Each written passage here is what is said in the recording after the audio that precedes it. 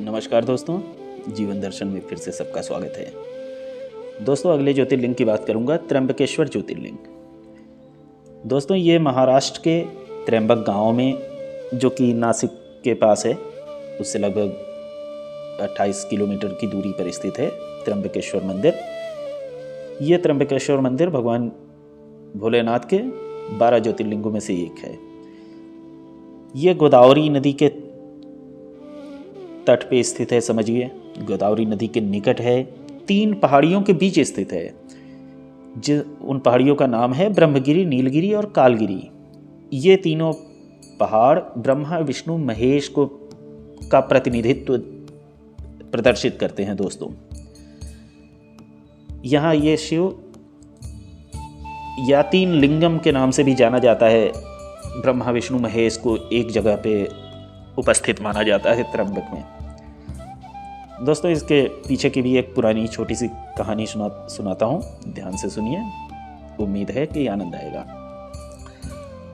दोस्तों, त्र्यंबकेश्वर ज्योतिर्लिंग इसलिए भी फेमस है, प्रसिद्ध है, क्योंकि यहाँ गंगा जी ने गोदावरी का भी रूप लिया हुआ है, जो कि गुप्त गोदावरी हैं। वो पहाड़ों से गुप्त रूप से निकली हुई।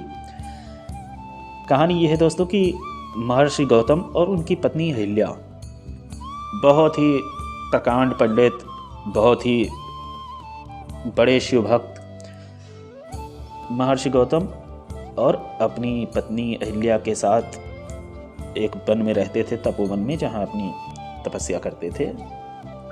और वहाँ आसपास रहने वाले ऋषि, वो गौतम ऋषि से अंदर से जलन करने लगे, और उस जलन के परिणाम स्वरूप उन्होंने क्या किया, गणेश जी की आराधना की, पूजा की। गणेश जी प्रसन्न हो गए और गणेश जी ने कहा कि आप क्या चाहते हो, वरदान मांग लो। उन्होंने कहा कि यहाँ से ऋषि गौतम को हटा दिया जाए। उन्होंने ये वरदान मांगा। गणेश जी ने कई तरीके से उन लोगों को समझाया कि ये गलत है। ऋषि गौतम बहुत अच्छे इंसान हैं, बहुत अच्छे भक्त हैं, इसलिए उनके खिलाफ कोई भी अंदर भावना ना रखे, गलत भावना। लेकिन भक्त अड़े रहे, तो अंत तक चूँकि गणेश जी ने वरदान दे दिया था कि आप मुझसे कोई वरदान मांग सकते हो, तो उसे पूरा करना था। जब वो अड़ गए तो गणेश जी ने एक गाय का रूप लिया, कमजोर गाय का, और ऋषि गौतम के खेत में रहने लगे। एक दिन ऋषि गौतम बहुत पतला सा कुछ डंडी या कुछ लेकर उस गाय को हाँकने गए, और उस लकड़ी के छूते ही वो गाय मर गई।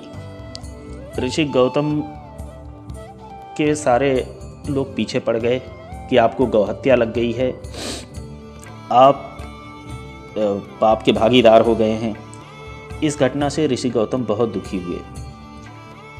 उन्होंने कहा कि ठीक है। वो जहाँ बस्ती थी वहाँ से 1 मील दूर जाके रहने लगे, 1 कोस दूर रहने लगे, समझिए।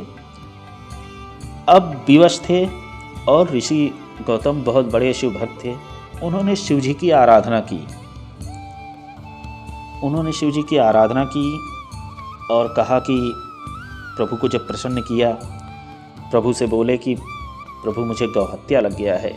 शिव जी ने कहा कि ऋषि गौतम, इसमें आपका कोई दोष नहीं है, आपको फंसाया गया है अनायास ही, इसलिए आपके ऊपर कोई गौहत्या नहीं है, निश्चिंत रहें। फिर भी उन्होंने उस जगह को पवित्र करने के लिए शिव जी से कहा कि शिव जी, गंगा का अवतरण कीजिए, जिससे कि ये त्र्यंबक धरती ही शिवमय हो जाए और पवित्र हो जाए। फिर शिव जी ने जटाओं से गंगा को गोदावरी के रूप में वहाँ से निकाला, पहाड़ों से, जो कि शिव जी का स्नान कराती है।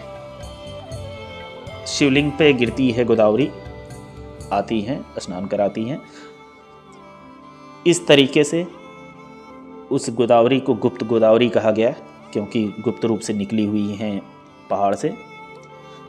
ये कहानी थी त्र्यंबकेश्वर ज्योतिर्लिंग की। दोस्तों, बहुत दर्शन से उनके दर्शन से सारे पाप धुल जाते हैं, आदमी भक्तिमय हो जाता है, एक अनन्य सुखद अनुभूति होती है।